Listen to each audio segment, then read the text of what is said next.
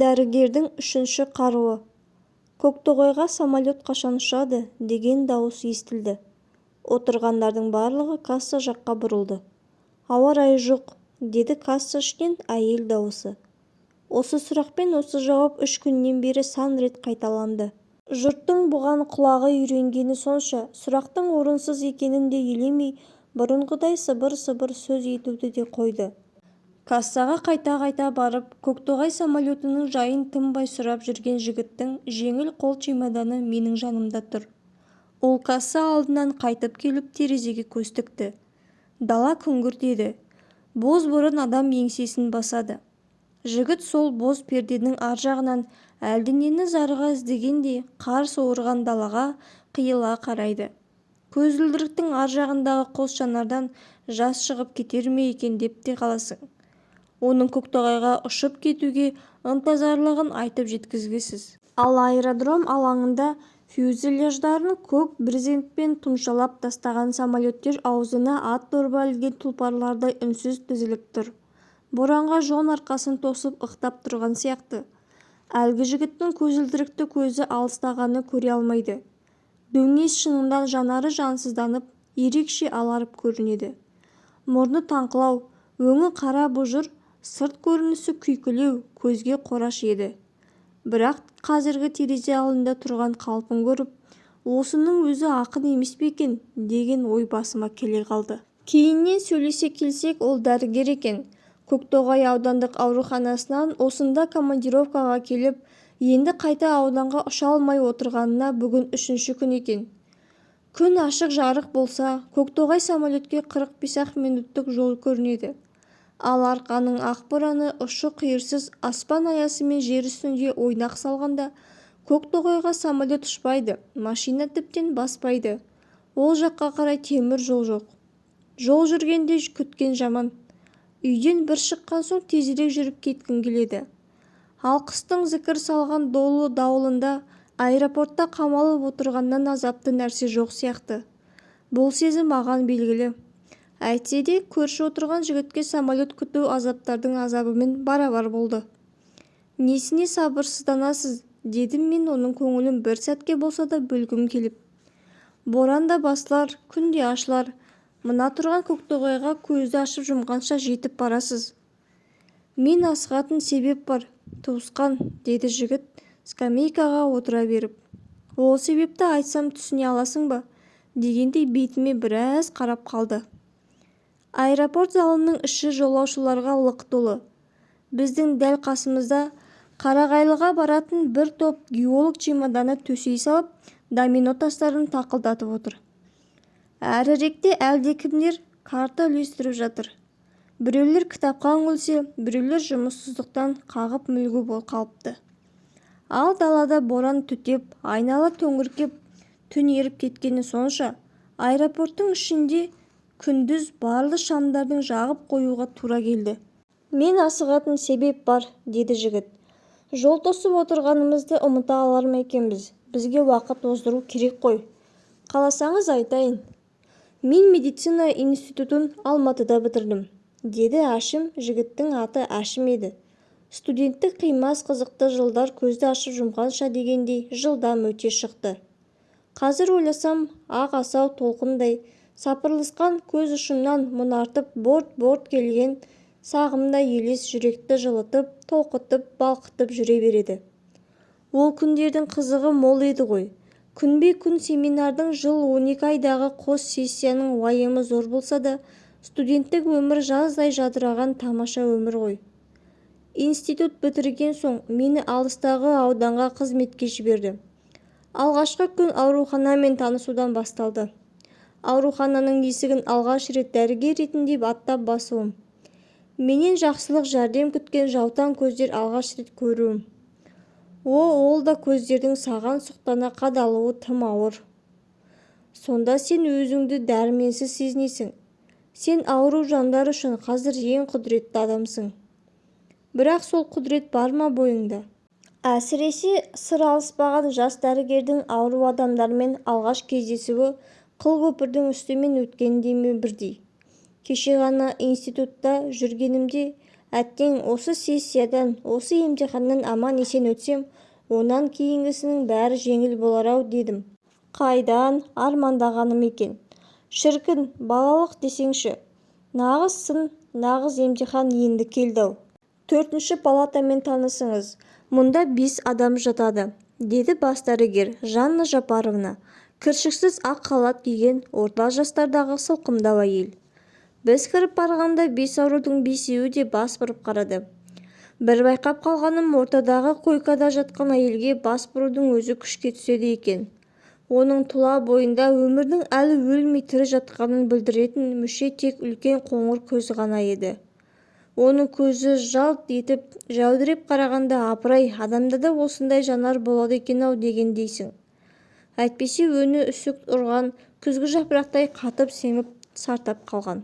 Полиартриттің асқынған түрі, деформирующий полиартрит, барлық буын-буынды тұтып алған, деді Жанна Жапаровна латыншалап. Палатадағы қалған 4 әйелдің сырқаттары аса қауіпті емес көрінеді. Жатқанына 1 жылдан асып қалды. Үміт аз, деді былай шыға келе бас дәрігер. Үміт аз дегені атылған оқтай тосын естілді. Бұл не, ажал мен ымыршылдық па? Әлде дәрменсіздік пе, деймін өзіме өзім. Қолдан келгеннің бәрін істедік, деді Жанна Жапаровна қызыл қыналы тырнағын қырнай тұрып.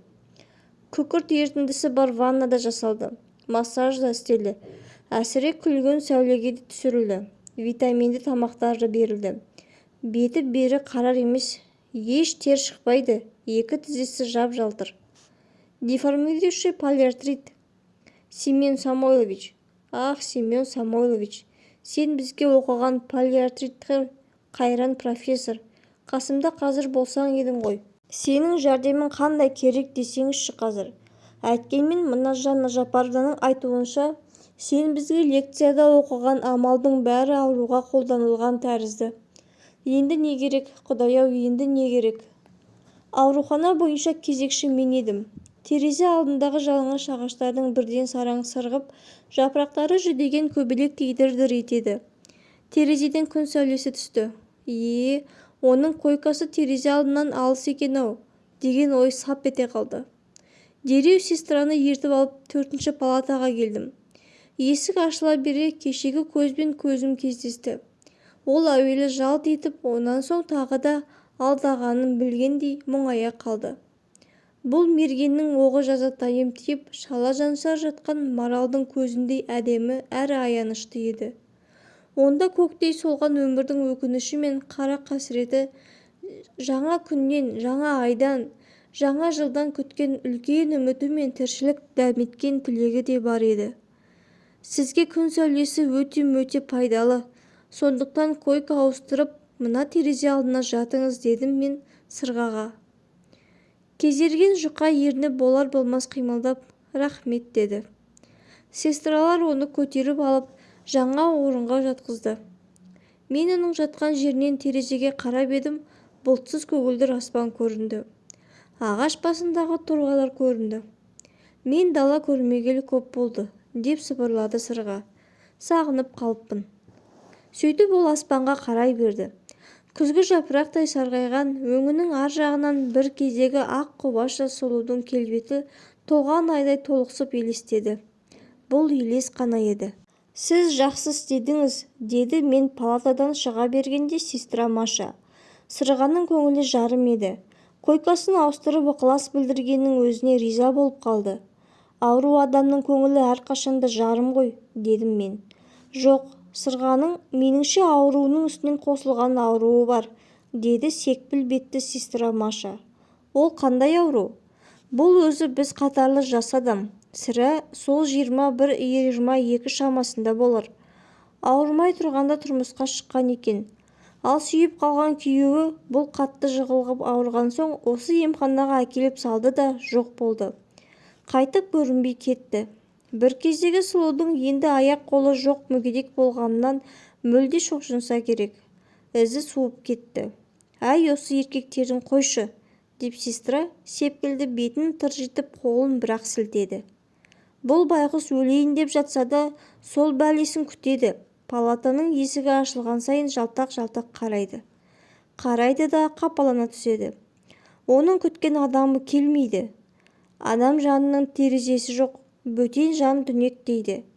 Сол түнектің пердесі ашылайын деді. Сырға неге есікке қарай беретінін еті білейін дедім. Бір мезгіл аспанда ауыр бұлттар торлап, дала да, кабинет іші де күңгірт қартты. Шымшықтар шықылдықтап шошаңдағанын қойды. Таса тауып алып, оларды әлденедей ойға кетіп үнсіз отырды.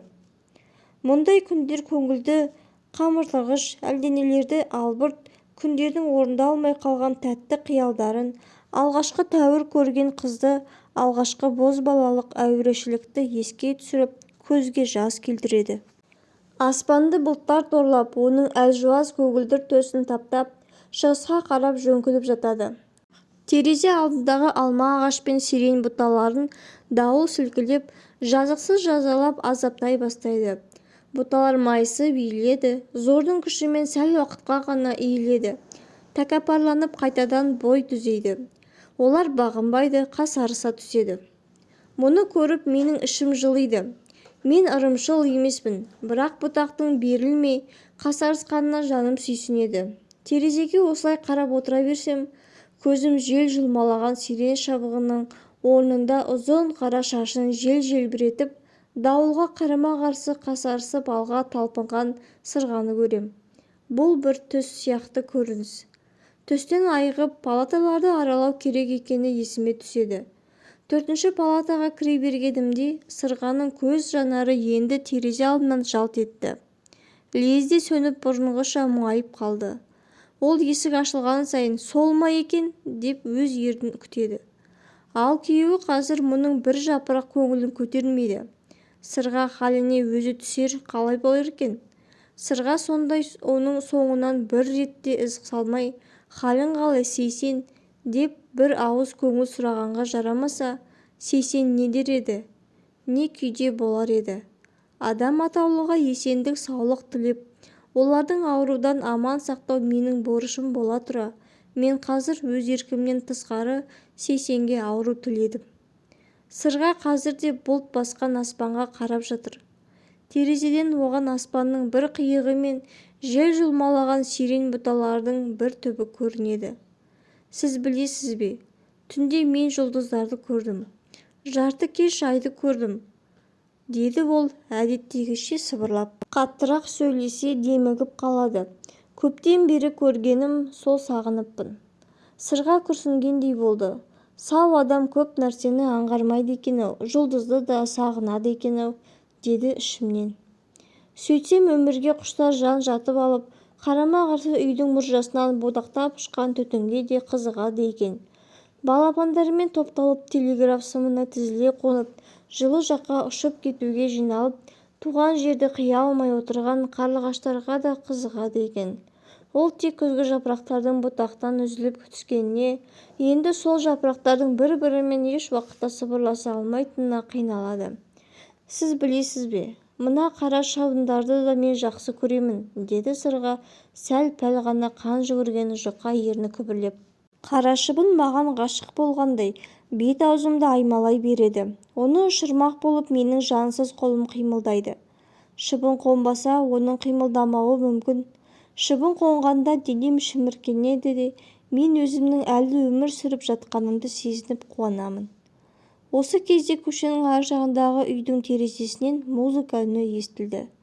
Мынау Чайковский ғой, кішкентай аққулардың биі, деді сырға басын көтермек боп. Мен сестраға ым қақтым. Маша екеуміз сырғаның арқасына жастық қойып, басын биіктеттік.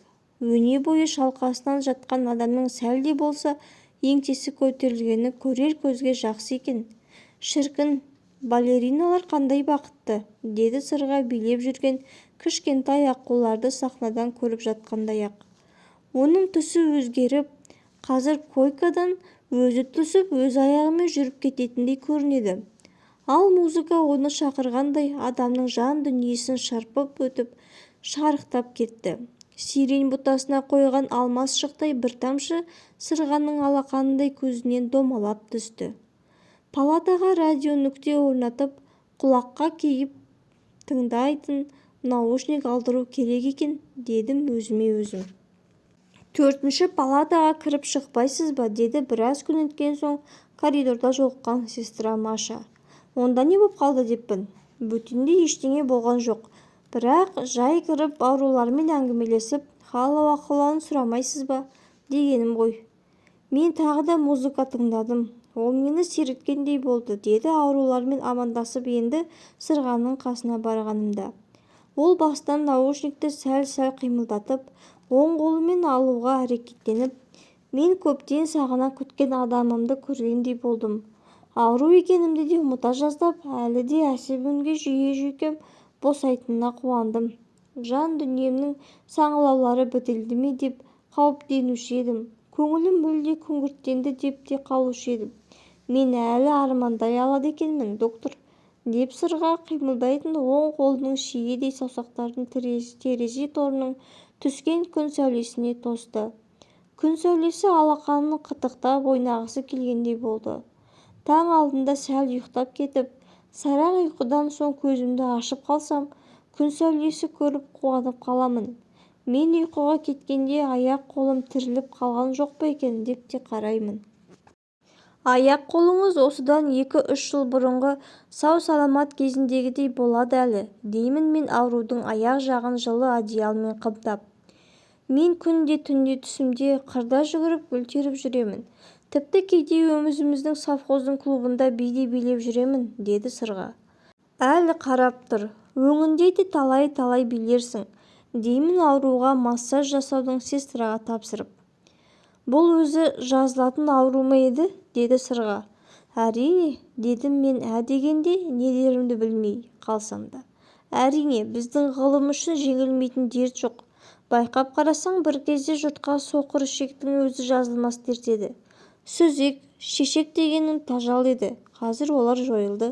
Туберкулез күні кешеге дейін ем қонбайтын ауру болса, қазір ғылым оны емдеудің пәрменді жолдарын тапты. Тіпті жуырда ғана еліміздің ең көрнекті медиктерінің жиналысында атақты профессор Ефимов полиартритті сәтті емдеудің тәжірибелерін ортаға салып, жаңа антибиотик жасап шығарғанын да айтты ғой. Сырғаның жансыз аяқтары жүрмей қалғанынан қан жиналып бетіне шыққандай боз қызыл шырайлана түсті. Жұқалаң ерні дір-дір еткендей болды. Өзіне ғана жарасымды тәмпек мұрның танауы делдіңкіреп, тынысы жиіледі. Жаңа антибиотик пе, жаңа дәрі ме, деді Сырға.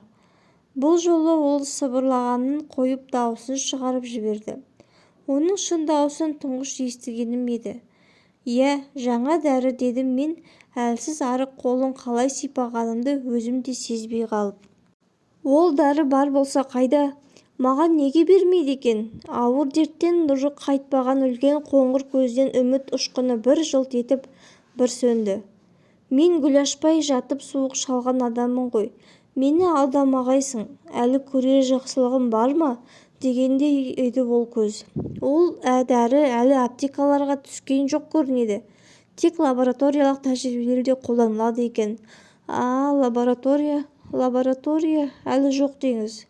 Жоқ деңіз. Қоңыр көз мені ең алғаш рет көргендегідей әуелі жалт етіп жоқ деңіз деген кезде мұңайып тайып кетті. Мен ағат айтқанымды кешіңгірек түсіндім де, сабыр ет Сырға, әлі қаламыз ол дәріні, дедім. Сабыр, деді ол менің сөзімді ұнатпағандай. Сабырдан келер пайда болса, мен сабыр еткелі жүздеген таң атып, жүздеген күн батты. Менің шыдамым сынға түскелі қашан. Сіз түсінбейсіз оны. Мен түсінемін Сырға. Түсінгендіктен де қайтсем де сол дәріні саған тауып әкеліп беруді ойлап отырмын. Командировка сұрап облыс орталығына, тіпті Алматыға, онда болмаса профессор Ефимовтың өзіне барамын, деп Сырғаның нәзік саусағын алақаныма қалай салғанымды өзім де сезбей отырыппын. Сүйген жардан көрмеген жақсылықты сізден көрдім-ау. Алғаным мені ауырған соң қарашаққа құрлы көрмей тастап кеткеннен кейін енді мүлде құрыған адам екенмін деп үрейім ұшушы еді. Сіз неткен қайырымды жан едіңіз.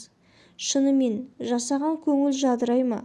Шынымен, солған өмір қайта көгере ме екен? Адам аяғынан айырылады екен, қолынан айырылады екен. Адам ажардан, сүйікті жардан айырылады екен. Адам отбасынан, ошақ қасынан, басқа түссе бақытынан айырылады екен. Бірақ арманнан айырыла алмайды екен. Мен осы уақытқа дейін ауа жұтып, жарық дүниені терезенің бір қиығынан болса да көріп жатсам, оным осы арманның арқасы. Шіркін, жантақ жамылған кең далаға тағы бір шығып, кәрі әкемнің отырғанындай қойға жамыраған қозылардың соңынан тағы бір жүгірсем-ау. Сау адам көп нәрсенің қадірін біле бермейді ғой. Әйтпесе қызыл тікен кешіп, қозы артынан жүгірген де арман болады екен, дедім ішімнен тағы да. Осыдан қарада тұр, бұл арманың да орындалар. Жоқ, бұл арман бұған дейін қанатсыз еді. Енді сіз қанат бітірдіңіз, деді сырға. Енді менің жатсам-тұрсам, сырғаға берген уәдем есімнен бір шықпайтын болды. Менікі де бір үміт еді. Әйтпесе жаңа антибиотиктің жарық дүниеге келгенін медицинский работник газетінен 10 жылдық хабарынан оқып едім. Ал ол қашан пайдалануға беріледі, одан беймағлұм едім. Үміт қой, адамға адам жақсылық тілеген үміттер көбейе берсе ғой, шіркін. Үміт пен арман алдынан шығып, ұдайы қол бұлғап тұрады. Ол періштедей көзге көрінбей, мен мұндалап алға жетелей береді. Аспандағы ай мен күндей арман да мәңгілік, ол еш заман өлмейді. Сырғаныкі де сондай өлмес, өміршең арман ғой. Мейлі, ол қозы қайыруды аңсасын. Бірақ соның өзі қандай десеңізші, кеселі қатерлі адам үшін о да аспандағы айдай ғой. Адамның жолы күннің жолына ұқсайды деседі. Адамның да арайлап атқан таңы бар, еңкейіп еңіске түскен кезі де бар. Жолдар ұқсас, бірақ әркімде күннің нұры, күннің дарқандығы, күннің жомарттығы бар ма? Мен адамның ажалына ара түспекпін. Оны қасірет қайғыдан айырмақпын. Осы мақсатыма жетсем, мен де кішкентай күнге ұқсар едім. Міне, сырға мен соңғы әңгімеден кейін мен осылай ойладым. Ал енді менің неге сонша асығып отырғаным сізге түсінікті бола бастаған шығар, деді Әшім тершігіп көзілдірігін алып, бет орамалымен мұқият сүртіп үндемей қалды. Жаңа дәріні таптыңыз ба сонымен? Дедім мен шыдамсызданып. Таптым, деді жас дәрігер күлімсіреп. Үйден шыққалы міне бүгін 15 күн болды. Оның 3 күні өзіңіз білесіз, самолет күтумен өтті. Мені сағат сайын, минут сайын тосып жатқан адам бар. Ал мен болсам, отырысым мынау.